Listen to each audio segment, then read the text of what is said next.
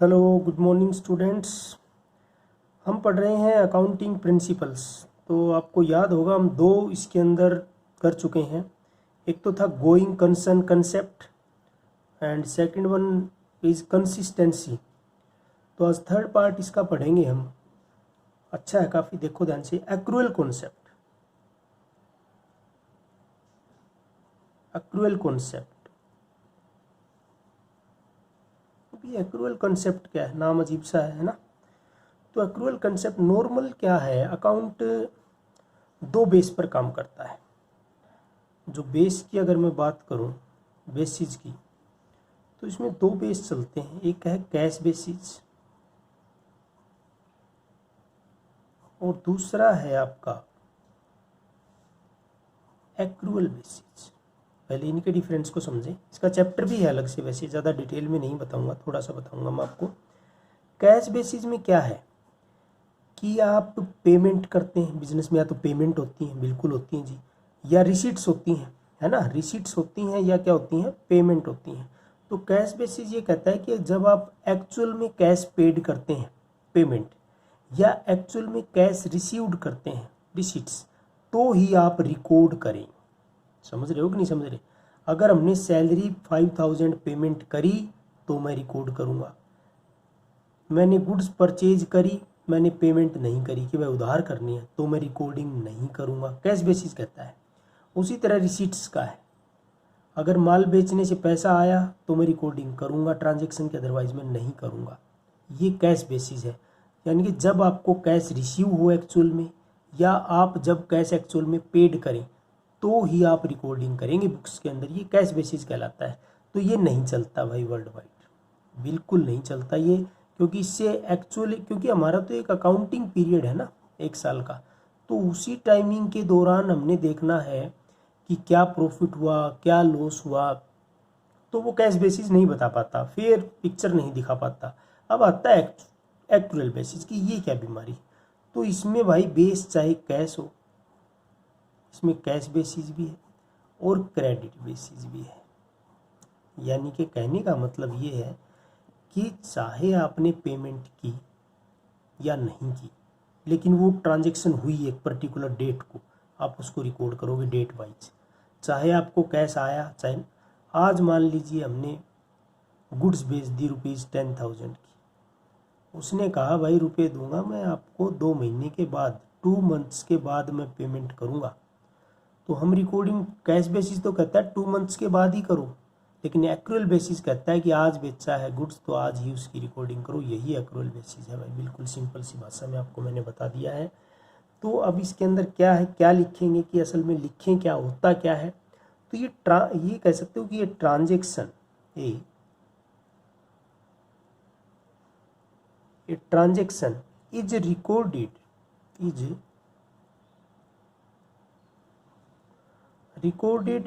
in the books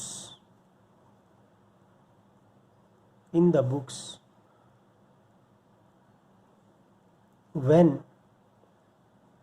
it take place, जब ये हो, टेक प्लेस मतलब जब ये हो। नोट when the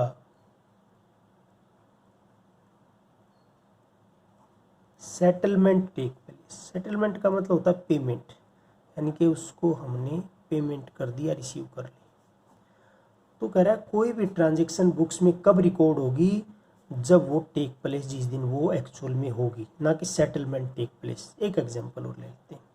हमारा फाइनेंशियल ईयर है 1/4/2018 से नॉर्मली 31 मार्च तक होता है, तो 2019 में आएगा। जैसे आपका जो एजुकेशन का होता है ना टाइम, 1 अप्रैल को एडमिशन के लिए 31 मार्च तक का रिजल्ट, वैसे ये फाइनेंशियल ईयर है।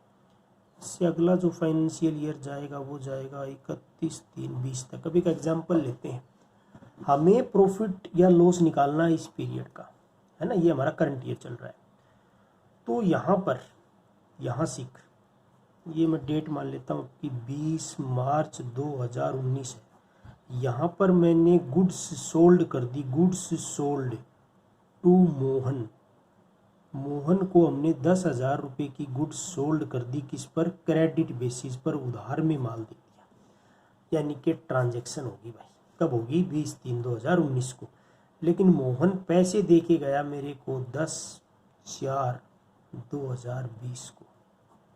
यहाँ पर हमें उससे कैश जो है वो रिसीव्ड हुआ, यानी कि सेटलमेंट हो गई पैसे की, हमें जो है वो कैश रिसीव हुआ 10,000 रुपये।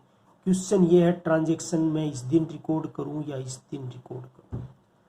तो कैश बेसिस तो कहता है इस दिन करो, जो कि वर्ल्ड वाइड अप्रूव्ड ही नहीं है, मान्य ही नहीं है, लीगल नहीं है सिस्टम। तो मैं ट्रांजैक्शन को कब रिकॉर्ड करूँगा?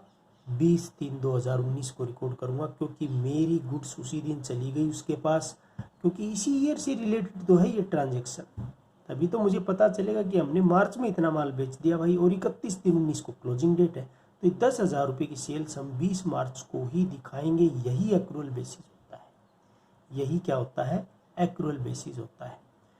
दूसरा और थोड़ा सा लिख लें इसके अंदर, इट अप्लाइज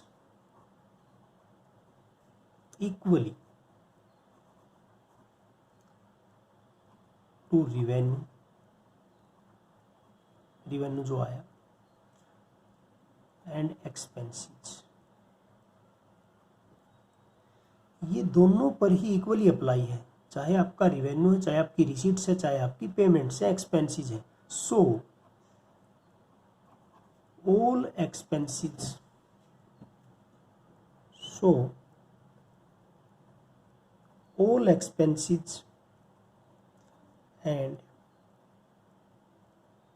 incomes related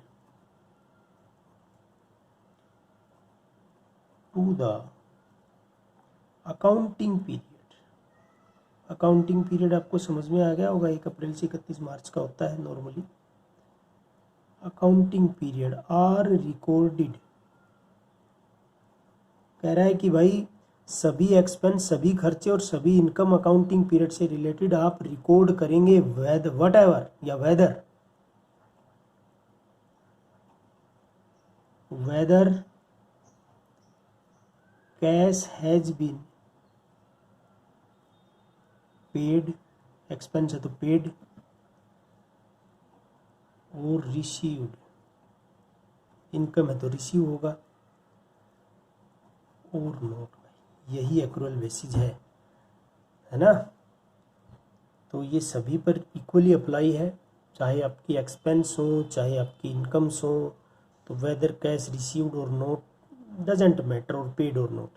इसका दूसरा नाम मैचिंग कंसेप्ट भी है, इसको मैचिंग कंसेप्ट भी बोलते हैं हम। हालांकि उसको अलग से पढ़ेंगे, लेकिन इसको बोल सकते हैं, सेम सा ही होता है, वो भी डिस्कस करेंगे। Thank you, have a nice day.